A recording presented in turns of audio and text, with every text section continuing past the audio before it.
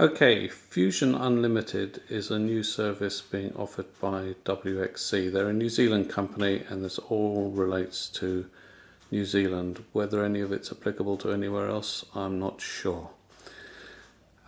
But for this particular service, the router that's already there needs to be replaced with an MP264 router, and that's what this little video is going to look at. This is the router then. It's got some status lights on it, broadband and phone, and a little button you can press if you want to use it as your Wi-Fi router to spread to other Wi-Fi devices. In fact, we have a different one on the network, so would not be using that, but somebody else might. On the back are the all-important ports. This is going to be connected to fiber, so this video is only about the connection to their ultra-fast broadband fiber. So the end one, which is the XDSL one, we wouldn't use. Then we have 4 yellow ones. These are Ethernet ports, or with RJ45 sockets to get a bit technical. Then there's 2 phone ones, and there's also a USB one, and then the power supply goes in the end. This is our setup. It may not be the same as other people's. Some bits may be similar, some bits may be different. This box here, which is a Chorus labeled box, is the one that connects directly to the fiber and makes sense of what comes down the fiber optic, pulses of light or whatever it is, I'm not sure. And this was the existing Cisco router that's got to come out and be replaced. Now in our setup here, the leads have all been put in very neatly and rather tightly. So I'm going to probably extend those using little joiners, which I'll show you in a moment.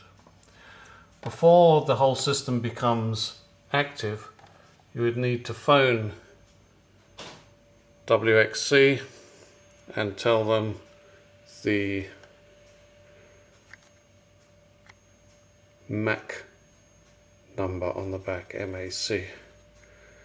So they would enter that at their end, and that would then be the designated system for this property, and this one will become inactive.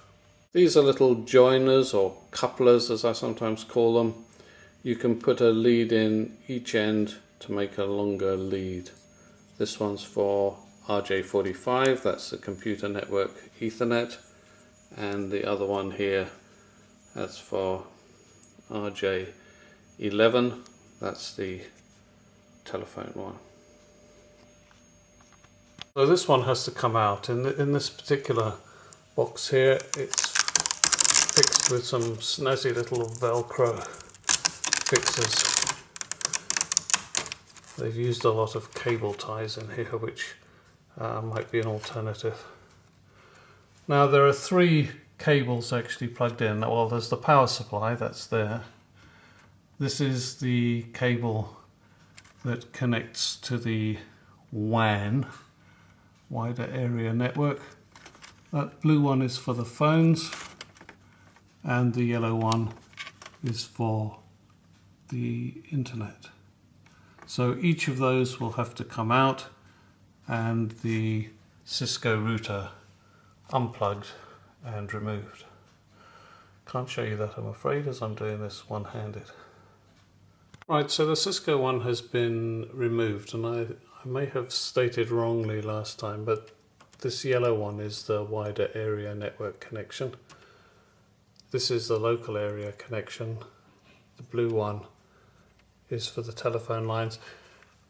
I don't know if your wiring will be the same color, because some of this wiring was done as part of the Chorus installation and some was done as part of the house wiring. So now to put the new box in its place.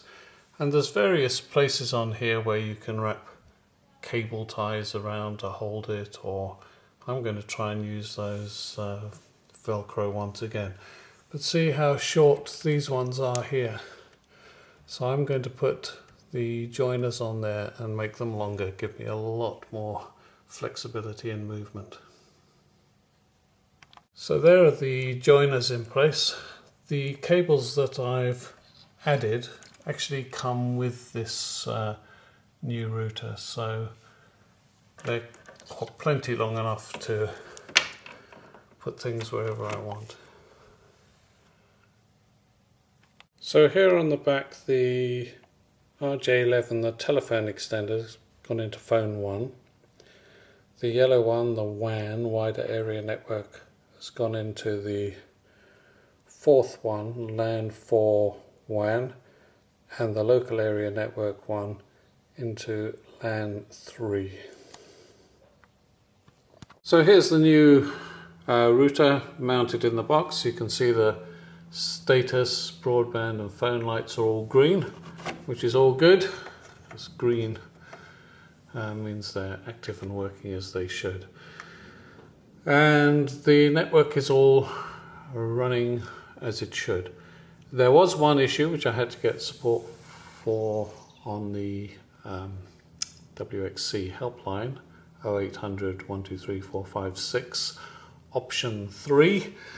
And that was that our wireless setup that we have, this wireless one, is turned off, because being inside this box it wouldn't reach around the house very well.